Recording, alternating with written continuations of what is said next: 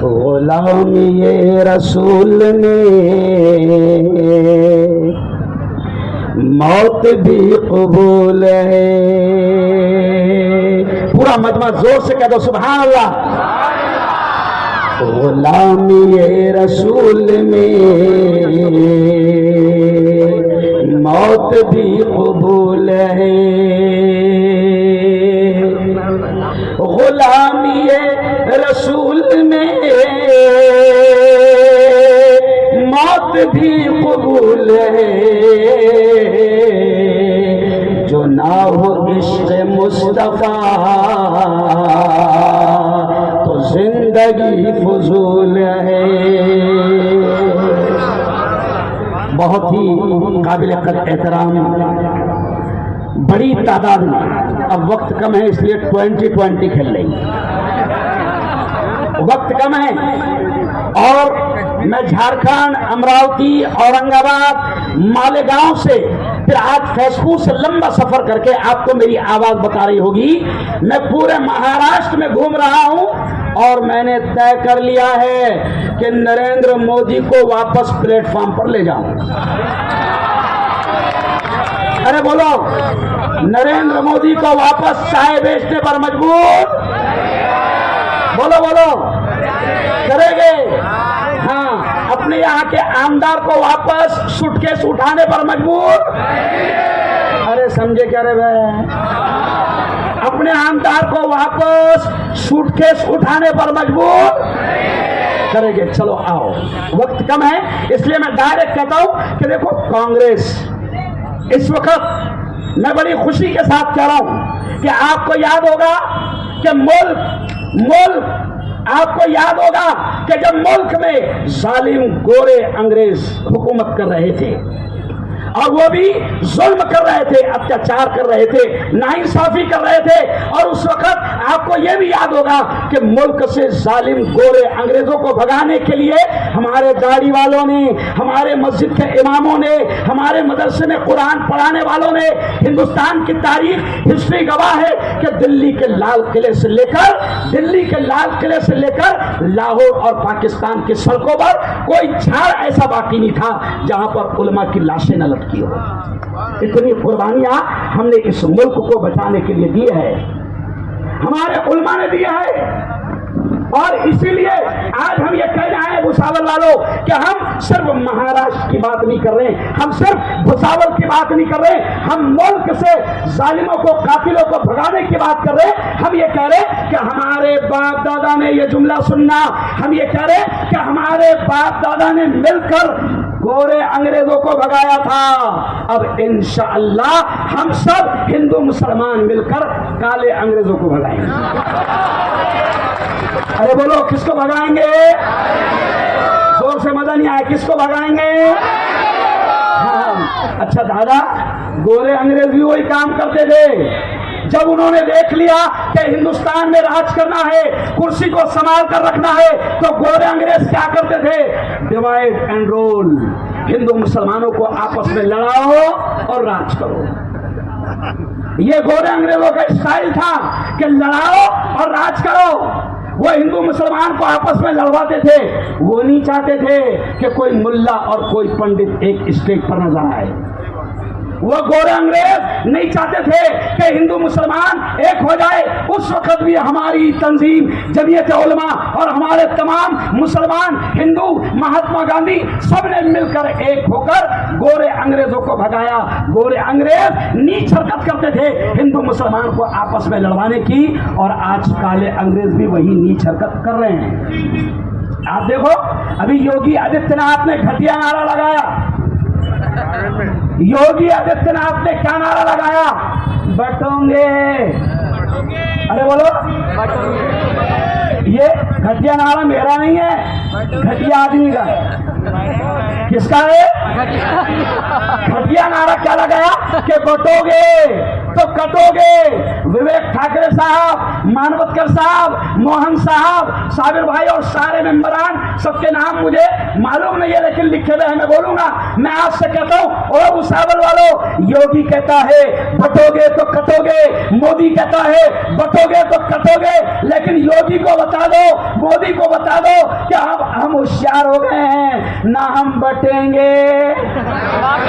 अरे बोलो बोलो बोलो, ना हम, जोर से बोलो, ना हम बटेंगे, ना हम कटेंगे। एक होकर तुमको यहां से भगाएंगे, एक होकर हम तुमको यहां से भगाएंगे। और मेरे यारों, वक्त कम है इसलिए मैं तेज तेज बोल रहा हूं। अब जुल्म कितना आम हो गया। आप देखो कि आज महाराष्ट्र के बदलापुर का वाकया आपको मालूम होगा। अगर ये लोग कहते हैं लाडली बहन 1500 रुपए दे रहे, इलेक्शन से पहले 5-6 हजार अकाउंट में आ गए और लाडली बहन को खुश कर रहे। अरे हम कहते हैं मोदी जी, हम कहते हैं बीजेपी वालों, हम कहते हैं अमित शाह, बहनों को 1500 रुपये मत दे। हम कहते हैं कि बहनों की सुरक्षा कर, बहनों की हिफाजत कर। आज महाराष्ट्र का हाल ये हो गया कि महाराष्ट्र के बदलापुर में 3 और 4 साल की छोटी सी मासूम बेटियों का रेप हुआ है। इतना बुरा हाल इन्होंने बना दिया, बेटियों का रेप आम हो गया। आज स्कूल जाने के लिए बेटियां डर रही है, ट्यूशन जाने के लिए बेटियां डर रही है। किसान आत्महत्या कर रहे हैं। महंगाई कितनी बढ़ा दी कि 450 का सिलेंडर 1100 में पहुंचा दिया। क्यों भाई? 450 का सिलेंडर 1100 में पहुंचा दिया, महंगाई बढ़ा दिया।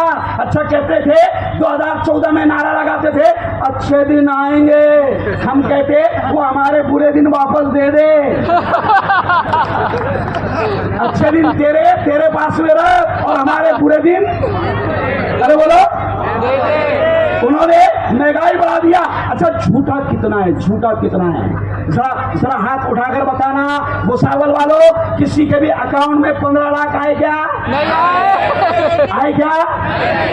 नहीं ना। अच्छा किस किस के नहीं आए, दोनों हाथ उठाओ। अरे वाह, मैं समझा था कि भुसावल में आए थे क्या? एक नंबर का झूठा। अगर आप देखें तो हमारे मुल्क को यह अवार्ड मिल सकता है कि दुनिया में सबसे झूठा आदमी हमारे मुल्क में पैदा हुआ, उसका नाम है नरेंद्र मोदी।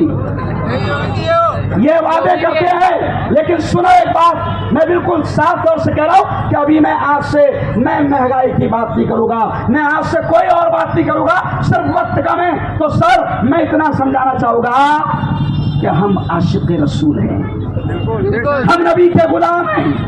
मैं मैदान में नहीं आया था, अल्लाह की कसम खाकर कहता हूं, मैं मैदान में नहीं आया था, लेकिन मैंने जब देखा कि अजीत पवार की सरकार, शिंदे की सरकार, फडणवीस की सरकार, बीजेपी की सरकार, शिंदे ये कहता है कि महाराज के बाल को भी धक्का नहीं लगने देंगे, तो फिर मैंने भी बोला बेटा 20 तारीख को हम तेरे धक्का लगाएंगे।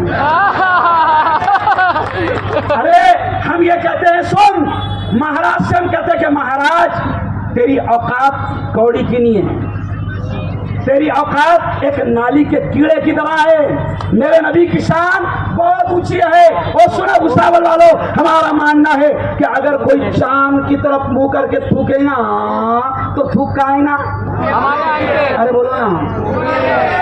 तो रामगिरी का थूक किसके मुंह पे आया?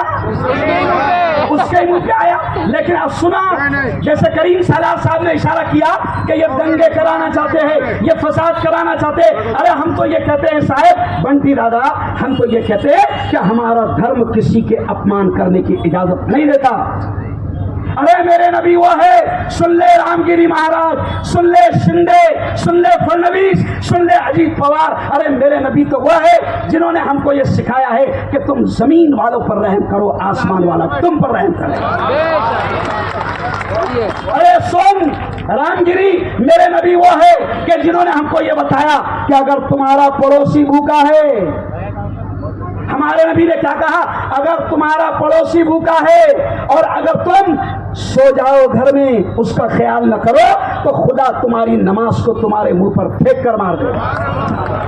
हमको ये नहीं कहा हमारे नबी ने कि मुसलमान पड़ोसी में रमेश भी हो सकता है, पड़ोसी में गणेश भी हो सकता है, पड़ोसी में कैलाश भी हो सकता है, पड़ोसी में प्रकाश भी हो सकता है और पड़ोसी में मोदी भी हो सकता है। हमारे नबी ने कहा कि पड़ोसी अगर भूखा सोए तो तुम्हारी नमाज अल्लाह को कबूल नहीं। तो इतने बड़े नबी, इतने प्यारे नबी, इतने सोने नबी, इतने शानदार हमारे लाडले चहीते नबी। अरे सुन अजीत दादा, सुन फडणवीस और सुन शिंदे, तुमने हमारे घरों को जलाया दंगे फसाद में, हमने बर्दाश्त कर लिया। तुमने हमारी दुकानों को जलाया, हमने बर्दाश्त कर लिया। तुमने हमारे नौजवानों को जेल की सलाखों में डाला, हमने बर्दाश्त कर लिया। लेकिन सुन, रत्ती बराबर भी गुस्ताखी हम नबी की शान में बर्दाश्त नहीं करेंगे। रत्ती बराबर भी गुस्ताखी। और सुन लो और भुसावल वालों, मुझे अफसोस हो रहा है सर, साहिमाबाद जी, मुझे अफसोस हो रहा है कि भुसावल में कुछ लोग ऐसे भी हैं जो गुस्ताखे रसूल का साथ देने वालों की पार्टी में घूम रहे हैं।